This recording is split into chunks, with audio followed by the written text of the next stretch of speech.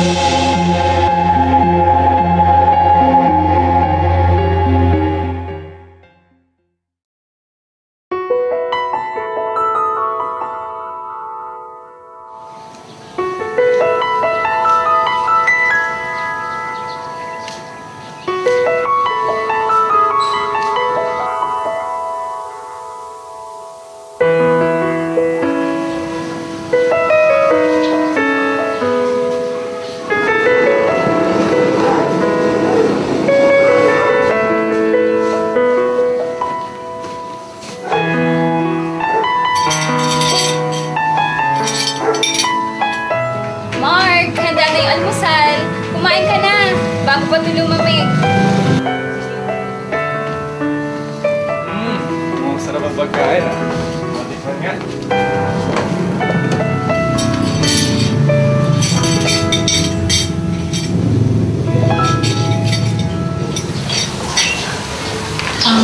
Mark? This might surprise you a bit, but, Ano yun na? nag-resign na ako sa work ko sa Ortigas. What? Bakit? Nag-decide na ako na maging housewife na lang. Gusto ko kasi na habang maaga pa lang, nasasanay na ako sa mga gawaing bahay. Lalo pa pag nagkaanak na tayo. Na, ayaw naman sayangin ang pinag-aralan mo sa college para maging housewife lang. Wala pa tayo isang buwan sa pagiging mag-asawa natin. Kaya okay lang, magdahan-dahan muna tayo sa pagbuo ng pamilya. Honey, sana intindihin mo ko. Ginagawa ko ito para sa atin. Tsaka pwede naman ako tulungan ni mama at ate sa pag-aalaga ng mga bata. Maski na. Hindi naman kita pinipigilan na magtrabaho. Isa pa, pwede mo namang alagaan ang maging anak natin sa daycare center. Hindi ako papayag doon. Ayoko na iwan ang anak ko sa ibang tao. Iba pa rin ang alaga ng tunay na magulang sa kanyang anak. Bahala ka nga! Wala na ako ng gana.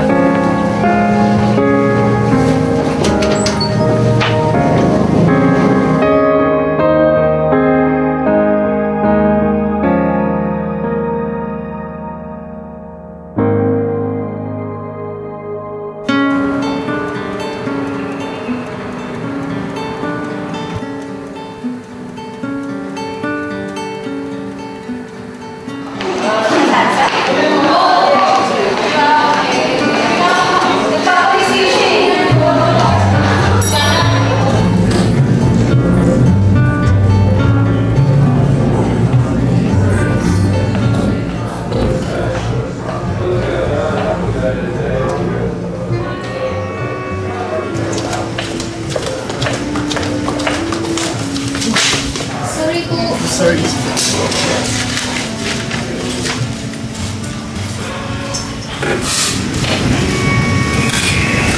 Oh, Mark. What happened here? Sir, wala naman po kami aksidente lang. Pero okay na po. Ah, I see.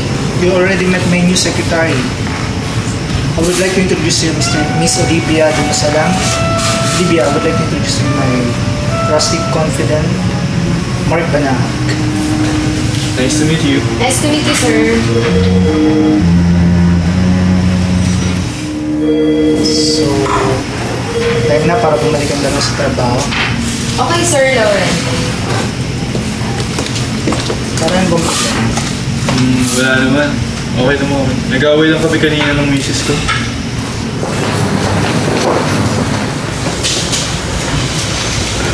Ano ba pinagawa niya? Nalaman ko kasi na umalis na sa kanyang trabaho. Gusto na lang daw maging housewife. Oh, may problema ba doon? May problema doon. Well, of course, una, sayang naman yung income na makukuha mula sa kanya. Pangalawa, ayoko naman maging breadwinner ng pamilya namin. Mahirap na. Mas mabuti nang mag-ipon kami ng maaga habang wala pa kami anak. Pare, kailangan maging understanding. Babae yan. Mahirap isilingin ng mga kagaya niya. Kung ako sa'yo, kakainin ko na lang yung pride ko. Para sa kabubuti ng aming pamilya. O sa kabubuti ng pamilya niyo.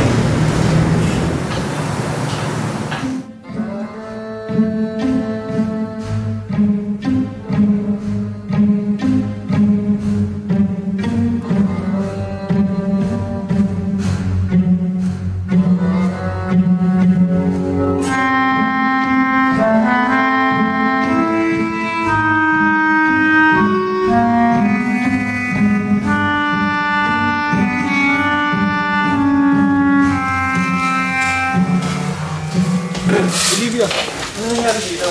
Mr. Banaan, nagmamadali po ako eh. Kailangan po kasi ni Sir mamaya yung mga papers sa meeting niya. Mamaya 2 p.m. Kaya yun, natapa ako na ano yung mga files. Don't worry too much. Maayos din ang lahat. Huwag mo isipin na parang nabigo ka. Pasensya na po, ang dami ko po kasi iniisip eh. Olivia, saan na yung files? Tapos Sir, 50 minutes mag-start na yung meeting ko, hanggang ngayon wala ka. Pag mag-isang linggo pa lang dito, nagkakamali ka na. May problema na kagad sa'yo. Victor, you're being too harsh to her. Just give her another time. Para masanay siya. Okay. I expect you sa susunod maging maayos ka. Yes, ha? sir. Hindi kita binabayaran dito para magkamali, para magkaroon ako ng problema.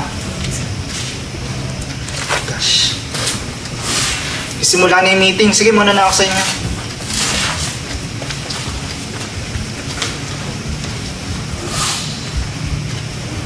Mr. Banaat, I could not thank you enough. Thank you po talaga sa pag-depend sa akin. Walang ano man. I've been in that position before. Nagsimula pa lang ako. Pero eventually, makakaya mo rin. Sige po, balik na po ako sa desk ko. Wait, Olivia. It's almost 12 noon. Sama mo na lang mag-lunch sa labas. Oh, really, sir? But you're my superior. Wala namang problema doon. It's just a lunch. Eh, kung ganun lang pala, eh di, sige po.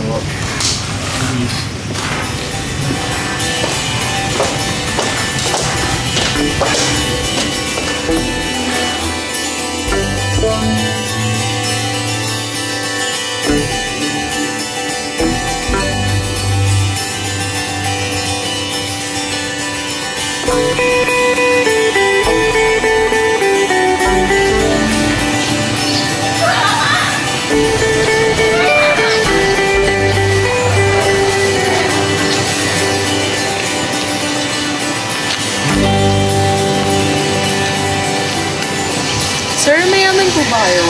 Mukhang mamahalin yung restaurant na kinainan natin kanina. Hindi ah. Although I earn a lot, kasama lang siya sa mga perks na nakukuha ko pagdating sa pagiging department head ko. Pero pagdating sa salary ko, sakto lang sa paggas, sa mga gastos sa bahay. So, ang swerte niyo pala, Mr. Banat. Umuha akong tawag sa pangalan yan. Inside, I'm your superior. Outside, I'm just like everybody else. So, what should I call you then? Mark. Just call me Mark. Okay, Mark. Honestly, mas mukhang okay kayo kaysa kay Sir Victor. Kasi yun, nakakatakot yun eh. Ganun? Yeah. Once na makilala mo, mabait yun. Kaso lang, medyo may pagka-playboy siya eh. May girlfriend po ba kayo?